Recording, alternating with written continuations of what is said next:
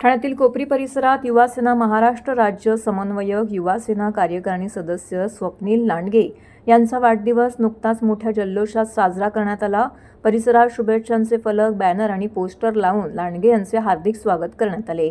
स्वप्नील लांडगे हे महाराष्ट्र राज्याचे उपमुख्यमंत्री आणि शिवसेनेचे मुख्य नेते एकनाथ शिंदे यांच्या मार्गदर्शनाखाली तसेच ठाणे लोकसभेचे लोकप्रिय खासदार नरेश म्हस्के यांच्या नेतृत्वाखाली कार्यरत आहेत।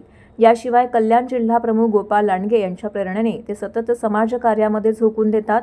लांडगे यांनी युवासेना माध्यमातून अनेक सामाजिक, शैक्षणिक आणि आरोग्यविषयक उपक्रम हाती घेतले आहेत।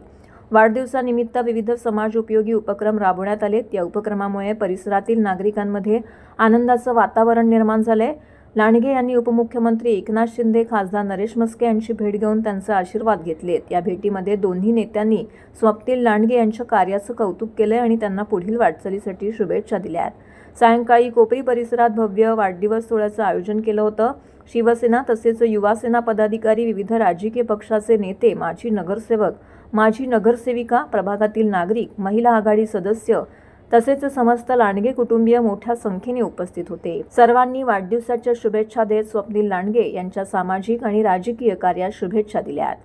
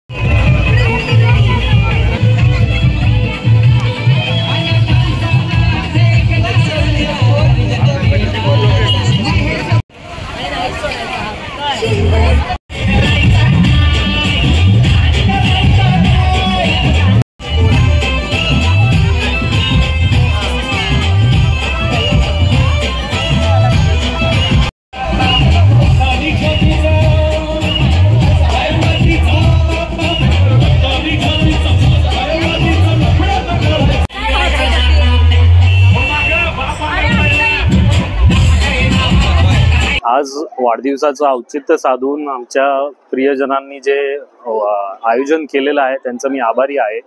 आणि आज वाढदिवसाच्या निमित्ताने विविध कार्यक्रम घेतले गेले होते आमच्याकडनं आणि असेच पुढे कार्यक्रम पण घेतले जातील आणि विभागातील सर्व नागरिकांनी व आपले पदाधिकारी जे असतील, शिवसेना परिवार आहे, त्यांनी येऊन शुभेच्छा दिल्या, त्यांचं मी आभार मानतो। प्रभागात पुढे उत्कृष्ट काम करण्याची एक भावना आहे जे आमचे उपमुख्यमंत्री आहे आणि त्यांची जी शिकवण आहे आणि शिवसेनेची जी शिकवण आहे की 80% समाजकारण 20% राजकारण, त्याचाच धागा पकडून आम्ही पुढे चाललेलो आहे आणि हळूहळू आपल्या या कोपरी प्रभागाचा विकास कसा काय करता येईल या हेतूने आम्ही म्हस्के साहेबांच्या आणि शिंदे साहेबांच्या मार्गदर्शनाखाली पुढे चाललेलो आहे।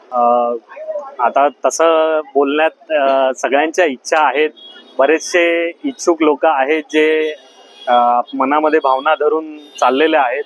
आपण चांगलं काम केलं तर नक्कीच ईश्वर आपल्याला फळ देईल आणि एवढ्या वर्षांपासूनचं जे अविरत आमचं घराण्याचं काम आहे आणि शिवसेना परिवाराचं काम आहे ते नक्कीच पुढे नेऊ आणि साहेबांचं मत असेल तर नक्कीच काहीतरी बदल करूया।